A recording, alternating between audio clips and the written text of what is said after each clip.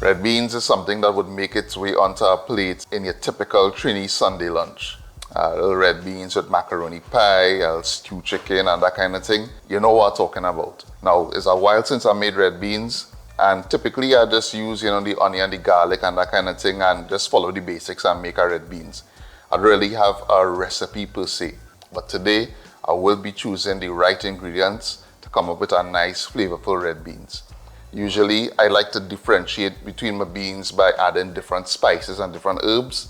So today, because red beans is such a Jamaican thing in terms of rice and peas, I will be using some pimento or allspice to flavor these beans as a spice of choice, and I'll be using some fine thyme as well to flavor up the beans. And then we have the other basic ingredients, your onion, your garlic, ginger, bay leaf of course, ruku, pumpkin.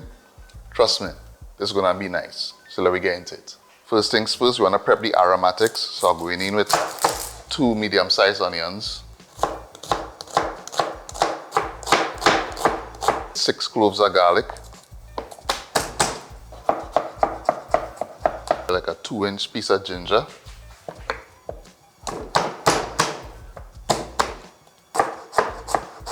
six pimentos, have 1 bundle of celery. I'm gonna cut up the stems and the leaves.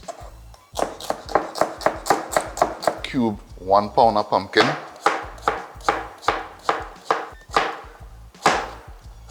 tablespoon of pimento or allspice berries here. I'm just gonna crush it with the broadside of my knife.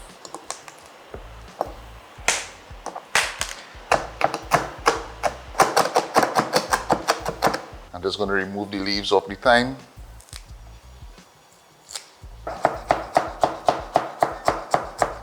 So a quick word on these red beans. Now there are different ways that you could cook this or prepare this. Some people like to soak it overnight, soak it in some baking soda, then rinse it out and then cook it. It might take like about an hour or so to cook. Of course, you could also buy tin red beans and make it, and that's a quick way of doing it. Today I'll be using a pressure cooker, so it should take about an hour or so, give or take, to cook properly, to get it nice and plump but tender. So we'll see, I'll time it and I'll let you know exactly how long it takes to cook. What I want to do is also rinse this out before I use it, because sometimes they'll have little stones in it or maybe like weevils and that kind of thing. So I'm going to give it a rinse and then let's get to cooking. So to get our red beans going, I'm going to add a little bit of oil to our pot, or to the pressure cooker rather. And some people would tend to just throw everything in and then pressure cook it, but for me, I like to build flavors, and that way I don't have to add any extra like powdered seasonings and that kind of thing. And I like my red beans to have, a certain hint of sweetness in it. So to achieve that, I'm going to saute the onions. So we're going to let the onions sweat for about a minute or so.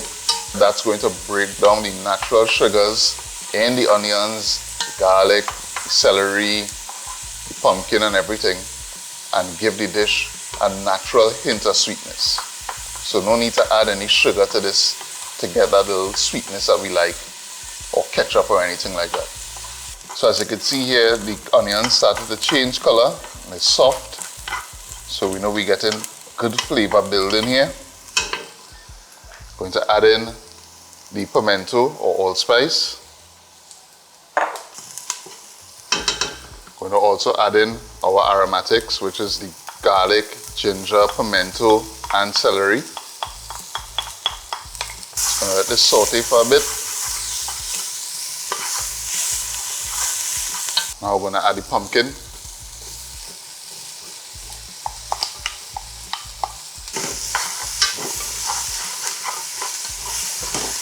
Season with a little bit of salt, some black pepper,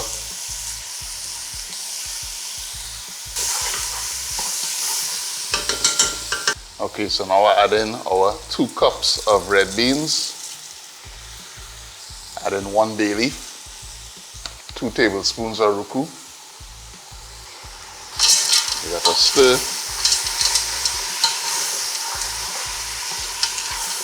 Now add in 2 tablespoons of tomato paste, and that's going to add a nice robust flavor to the dish. Add in 6 cups of cold water.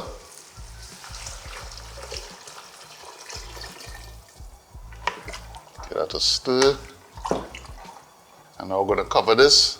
I'm going to let this cook for about 45 minutes to an hour, and I'll check it in an hour and see if it needs any more liquid or anything like that, or if it needs any more cooking time. So I'll monitor it and let you know. So an hour and a half later, this is how we're looking. I had to add an extra 3 cups of water, so that'll bring us up to 10 cups of water. And again, we went for a half hour extra with the cooking time, so it's an hour and a half with 10 cups of water, and this is what we're looking like. Now, it's good to go here. I just adjust it for salt and things to taste, but I want a little bit of gravy, a little bit of sauce with this. So I'm going to turn the fire back on. I'm going to add the fresh thyme. I'm going to add 3/4 of a cup of water, and that is just to loosen it a little bit and give it a little gravy, a little sauciness. You know, Trinis, we love things saucy. And then, I mean, you can check and see here, peas, or the beans, sorry, nice and soft. I myself, I don't like it mushy at all. Mushy beans as if you're making soup. I find, you know, when you're making red beans, it should have a slight bite to it. You know, the beans must maintain the integrity. It shouldn't be like mush. So I think we're real good here. Of course, I will have all the ingredients, measurements, and the cooking time in the written recipe that you can check out on the website. But yeah, we're pretty much done here, you know. The only thing left to do now is to plate it up and go in for a taste. So let me do that.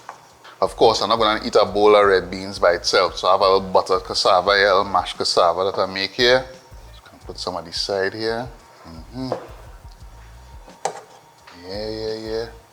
Looking good, looking good. All right, and there's it here. Red beans, looking hearty, smelling real good. Going in for a taste one time. A little bit of the cassava. We in a gear. Proper things. A little bit of allspice in there. Really give it a very distinct flavor. The tomato sauce, or the tomato paste rather, give it a nice depth of flavor. The bay leaf, the ruku, the aromatics. This is a real flavorful red beans. Trust and believe. They just want to try. And yeah, I mean, the texture of the beans, as I say, I like it slightly firm, a little al dente, if you will. I don't like it mushy. So the cooking time, the amount of water, again, I'll have the full method and preparation in the written recipe. But for me, it gives the perfect consistency, perfect texture of bean that I like. Don't like it too mushy, and of course, if it's too firm, then it definitely undercooked. But this cooked perfectly. So yeah, saying things. If you like this recipe, please give the video a thumbs up and give it a share. If you do try it, post your photos to Instagram, to social media. Would love to see it. And of course, the full recipe will be posted on the website, and the link to that would be in the video description. As always, thanks for watching, and I'll see you in the next one.